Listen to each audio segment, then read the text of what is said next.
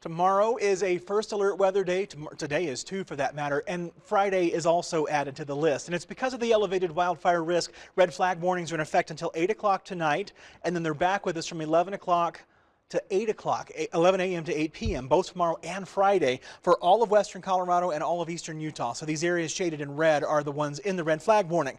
A red flag warning just means that weather is favorable for wildfires to start and spread quickly. The low humidity is a problem. The gusty wind is probably the biggest problem, and that's what I want to tackle right now and give you an idea of where this wind is going. 10 to 15 mile per hour winds will be common through this weekend and into early next week. The gustiness, though, is where we have a bigger issue. You see, tomorrow morning the gusts aren't too bad, but by noon or so, those gusts are picking up easily into the 20 to 25 mile per hour range. They'll step up to 30 to 35 miles per hour at times tomorrow afternoon and into the early part of the evening too. And then after 7 o'clock they start to back off, and they'll remain somewhat mellow through Friday morning. And then by 10 o'clock to noon on Friday, they're picking up again, once again into that 20 to 25 mile per hour range.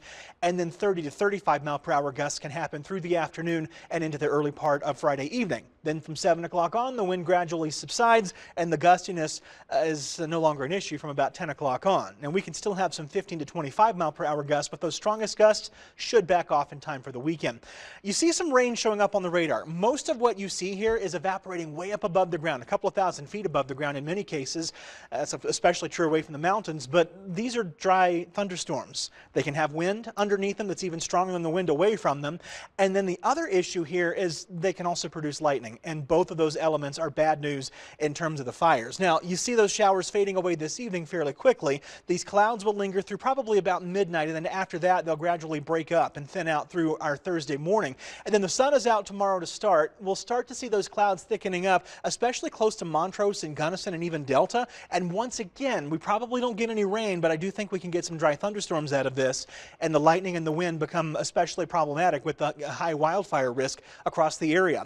That risk will gradually fade tomorrow evening, but it's going to come back into play on Friday. And then of course we have fires that are already burning, and they're putting out some smoke. So at times the air quality takes a hit from this, especially just east and northeast of the Turner Gulch fire and any other fires around the area. You see this blows out toward Delta, and even Cedar Edge, and then by tonight at midnight it tries to kind of swing around and blow more towards, say, Grand Junction, Orchard, Mesa, and Palisade, and then it thins out through morning. We see more of that. There's 6 a.m. Keep going through noon. You see some smoky spots and some smoky waves, but it's not all smoke all the time, and this is true not only through tomorrow but also through Friday. So there can be some haziness. The air quality, as I say, can take a little bit of a hit too, and then the warmth is the other part of this. 97 is the current temperature. We'll be slow to step down through the 90s, finally to 89 at 9 o'clock, and then 60s will be the lows by morning, with 50s in the Four Corners, and up in the high elevations we'll warm back into the middle and upper 90s to lower 100s tomorrow afternoon. I expect that we can touch 100 at Grand Junction, and then after that it's slow cooling, but we'll still spend Friday through next Wednesday with temperatures topping out in the middle and upper 90s. Morning lows will be in the middle and upper 60s, and there's not a raindrop to be found in the 7-day forecast. 96 degrees will be your high temperature in Montrose tomorrow. We'll step down to 94 degrees on Friday, and then lower 90s are more common through the weekend in the first half of next week. Our morning lows will be in the low to mid 60s through this weekend, with middle and upper 50s for the early half of next week.